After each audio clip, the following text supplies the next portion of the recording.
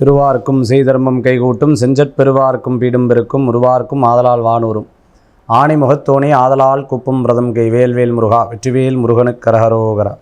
அனைவருக்கும் இனிய நமஸ்காரங்கள். ஐப்பசி மாதத்தின் சிறப்பு பலன்கள் நம்ம பார்த்துட்ருக்கோம். இந்த ஐப்பசி மாதம் எப்படி இருக்குது, ஐப்பசி மாதம் 12 ராசிகளுக்கு உண்டான பலாபலன்கள் நம்ம பார்க்கறது முன்னாடி இந்த ஐப்பசி மாதம் இருக்கக்கூடிய விசேஷ நிகழ்வுகளை பற்றி நம்ம பார்க்க போகிறோம்.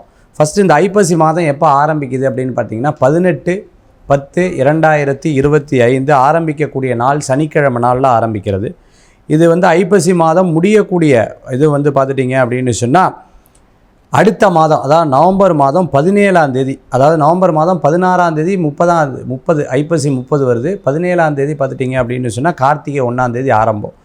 அப்போ 16ஆம் தேதியோடைய நமக்கு இந்த ஐப்பசி மாதம் பூர்த்தியாகுது. ஐப்பசி மாதத்தில் இருக்கக்கூடிய விசேஷ நிகழ்வுகள்லாம் பார்த்துட்டோன்னா 21ஆம் தேதி செவ்வாய்க்கிழமை அமாவாசை வந்துடுறது.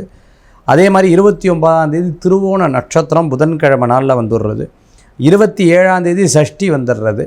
அதே மாதிரி 19ஆம் தேதி பார்த்துட்டோம் அப்படின்னு சொன்னால் சிவராத்திரி, அதாவது மாத சிவராத்திரி அப்படிங்கிறது இந்த 18ஆம் தேதியே சனிக்கிழமை ஆரம்பிக்கக்கூடிய நாள் சனி பிரதோஷ நன்னாளாக இந்த ஐப்பசி மாதம் ஆரம்பிக்கிறத பார்க்க முடியுது.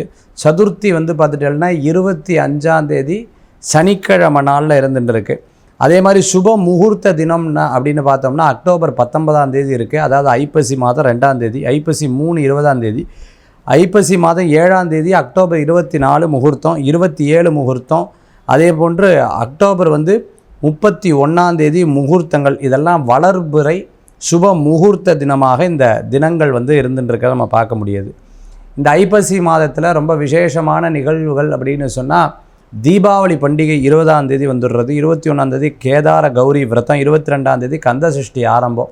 உலகமெங்கும் இருக்கக்கூடிய முருகப்பெருமானை இந்த பக்தர்கள் வழிபடக்கூடிய அற்புதமான விரதம் இருக்கக்கூடிய அற்புதமான ஒரு திருவிழா இந்த கந்தசஷ்டி விரதம் திருவிழா. கந்தசஷ்டி 27ஆம் தேதி கந்த சஷ்டி சூர சம்ஹாரம் நிகழ்வுகள் நடக்கக்கூடியதாக இருந்துட்டுருக்கிறத நம்மளால் பார்க்க முடியுது. அதே மாதிரி பார்த்துட்டிங்க அப்படின்னு சொன்னால் பௌர்ணமி நெக்ஸ்ட் மந்த்து நவம்பர் மாதம் 5ஆம் தேதி பௌர்ணமி, 6ஆம் தேதி கிருத்திகை. அதே போன்று பார்த்திங்கன்னா 1ஆம் தேதி 15ஆம் தேதி ஏகாதசி வந்துடுறது. 10ஆம் தேதி பார்த்திங்கன்னா சஷ்டி திதியும், சங்கடஹர சதுர்த்தி 8ஆம் தேதி சனிக்கிழமையும் வந்துடுறது.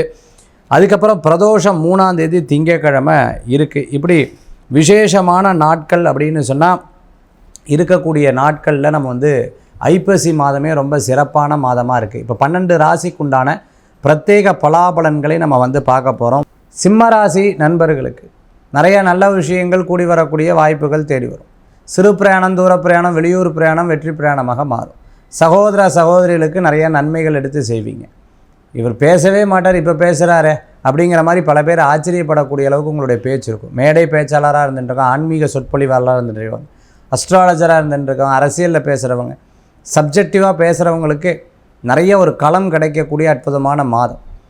இந்த மாதத்தில் நிறைய பிரயாணங்கள், அலைச்சல்கள் நடக்கும். உங்களுடைய வேலை சம்மந்தமாக இருக்கோ இல்லையோ, மற்றவங்களுடைய வேலை சம்மந்தமாக நீங்கள் நிறையா பிரயாணம் பண்ணக்கூடிய வாய்ப்புகள் இருக்குது. நிறையா நல்ல உள்ளங்கள் உங்களுக்கு உதவிகள் செய்வாங்க. சில நேரம் இரிட்டேஷன் பண்ணுவாள், சில நேரம் கோவப்படுவேல், கொஞ்சம் நேரத்தில் சமாதானமாக வாட்டியே போய் பேசக்கூடியது. எழுத்துப்பூர்வமாக சொத்து வாங்கிறது, இடம் வாங்கிறது, உயிர் எழுதுறது, இது போன்ற விஷயங்களுக்கெல்லாம் ரொம்ப சிறப்பாக இருக்குது. கடன் கொடுக்கல் வாங்கலில் கவனம் தேவை. எதாக இருந்தாலும் எழுத்தில் இருக்கணும், அது ரொம்ப முக்கியம். இந்த மாதத்தில் நீங்கள் வழிபடக்கூடிய தெய்வம் சிவ வழிபாடு. மேஷம் முதல் மீனராசி வரைக்கும் இருக்கக்கூடிய பலாபலம் நம்ம பார்த்துட்டோம். சரி இருக்கிறவங்க அகலக்கால் வைக்கலாம்.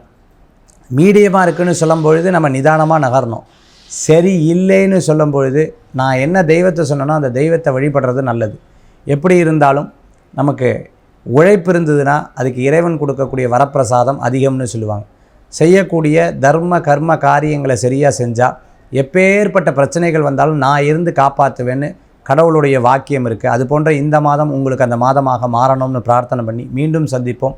வேல்வேல் முருகா வெற்றிவேல் முருகனுக்கு கரகரோகரா. உங்கள் ஜோதிஷாச்சாரியா ஜோதிட சாம்ராட் மகேஷ் ஐயர். அனைவருக்கும் இனிய தித்திக்கும் தீபாவளி நல்வாழ்த்துக்கள்.